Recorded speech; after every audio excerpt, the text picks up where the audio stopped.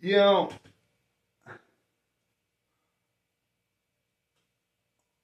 Elimination Chamber just got over, and I have to tell you, I don't know if y'all thought it was a great show or a good show. Y'all let me know what you're thinking about it in the comments below on how great you thought this show was, what you rank it. Good, great, bad, medium, a waste of time. Y'all let me know. Because to me, you know, for a show that's supposed to build up towards the biggest show of the year, WrestleMania, and this is supposed to be the final stop, the final major stop on the road to WrestleMania. Okay, what did we really get? What did we get tonight that is really going to say, wow? Okay, I still don't think WWE knows what in the hell they are doing. Oh, and by the way, before I even start on this review,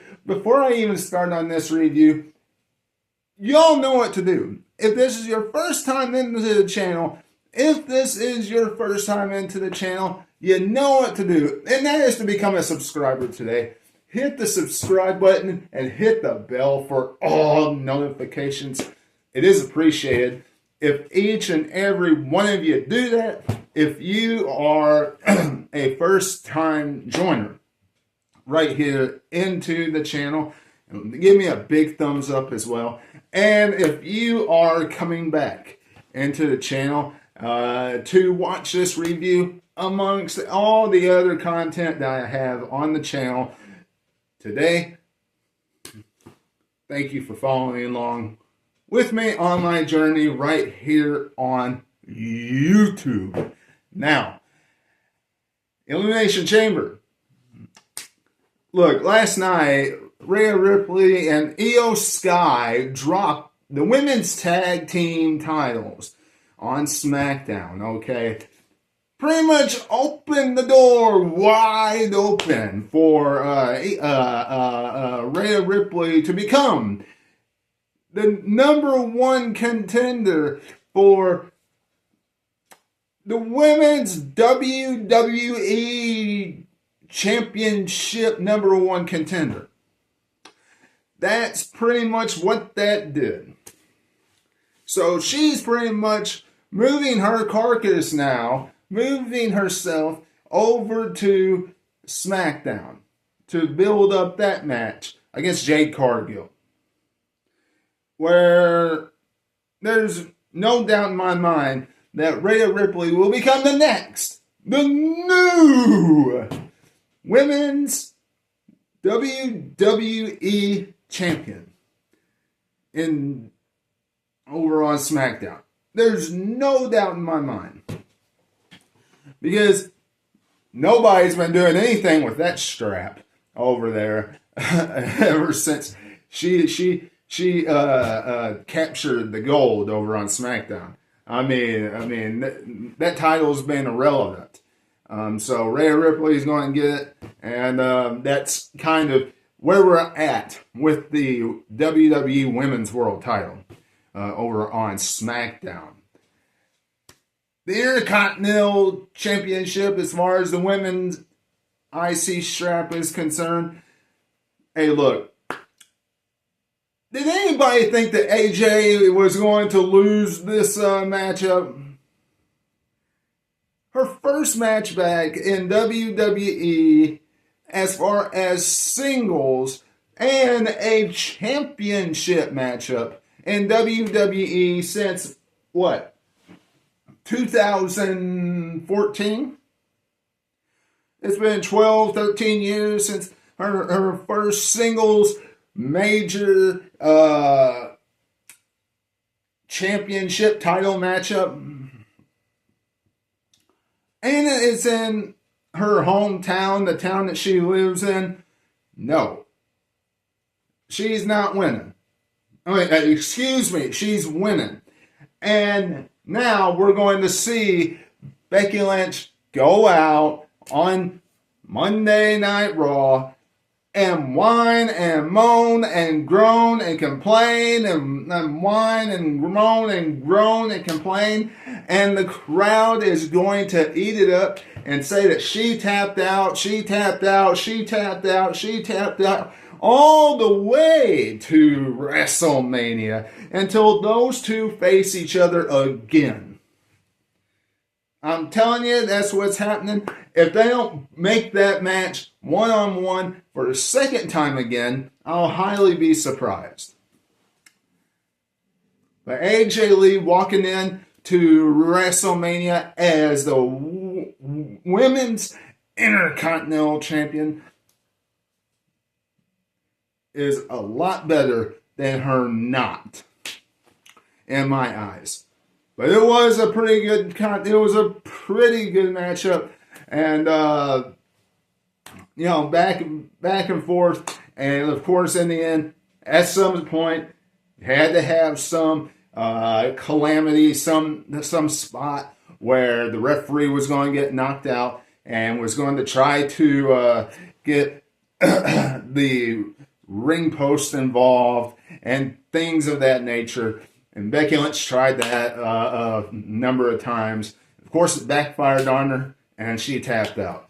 So I'm satisfied with the match, and we'll see a lot of what I just said, more than likely, on the way to WrestleMania. And it'll probably end up being AJ versus Becky Lynch, one-on-one. I hope it's in some type of stipulation, though. I hope it's not just a rematch one-on-one for the IC title.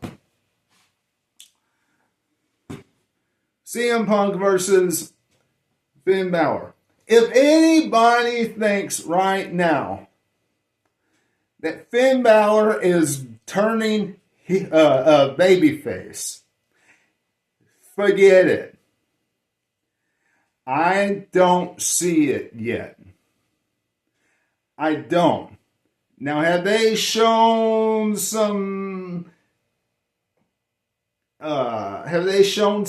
things, some cracks where he might within the Judgment Day? Yes. The same type of cracks that Damian Priest showed. In a sense of, I can do this on my own. I need to do this on my own. So on and so forth. But I'm not convinced just by the base of a handshake, because I heard plenty of people say that, oh, well, here's a handshake. Here's the good guy coming out of him. No, I'm not basing it off that. I don't believe that. Okay, no. Good contest between CM Punk and Finn Balor. I didn't think for a second that CM Punk was going to drop the World Heavyweight title to Finn Balor. Even though, I will say this, even though it would have made for an interesting dynamic to see CM Punk versus Finn Balor versus Roman Reigns at WrestleMania, that would have been interesting. I'm still glad they didn't go down that road. I am. Punk, Reigns, much better match to me, and tells a better story, history-wise, as far as leading up to it. Who brought Roman Reigns into the WWE, and then, of course, vice versa, as they were telling each other when Roman Reigns accepted CM Punk as his WrestleMania opponent. So, looking forward to many more back and forth many more back and forth promos between these two, because Roman Reigns' schedule is pretty much almost all the way through March and through April. I think there's like 1 or 2 weeks he's gone on the way to WrestleMania now. So I'm looking forward to it. So we'll wait and see what happens with that. And of course, in the main event, really this was the one I was looking forward to see what happens, who won.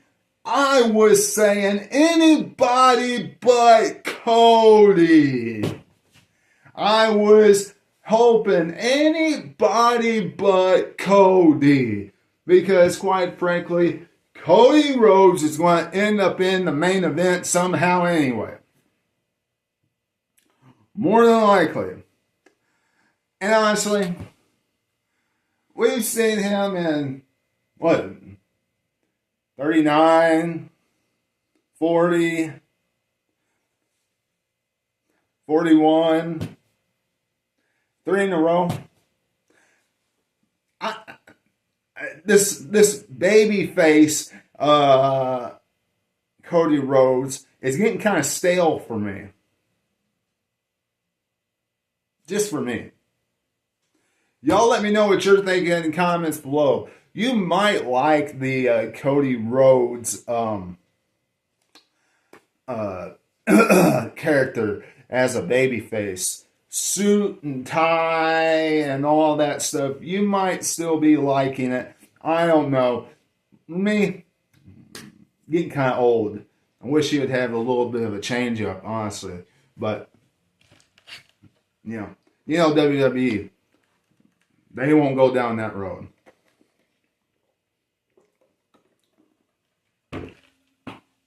So, long story short, Logan Paul ends up beating 3 out of everybody that's in there. Takes out the OG Cutter himself, Levon Evans. Takes out Trick Williams.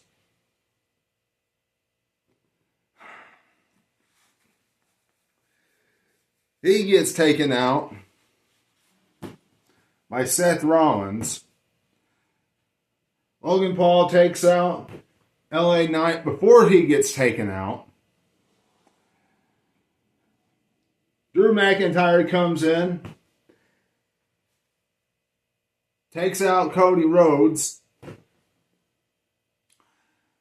And then Randy Orton takes out Cody Rhodes. And he takes out Drew McIntyre. 1, 2, 3. In a nutshell, that's what happens. The one thing I was glad about, though, is they let everybody in the men's Elimination Chamber matchup get in the Elimination Chamber match before they started tossing them out. I was happy about that. One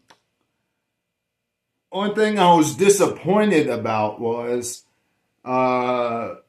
even though, I wouldn't say I was disappointed. I was more surprised. Because WWE tends to have people like Levon Evans, or as the announcer said, Levon Williams. I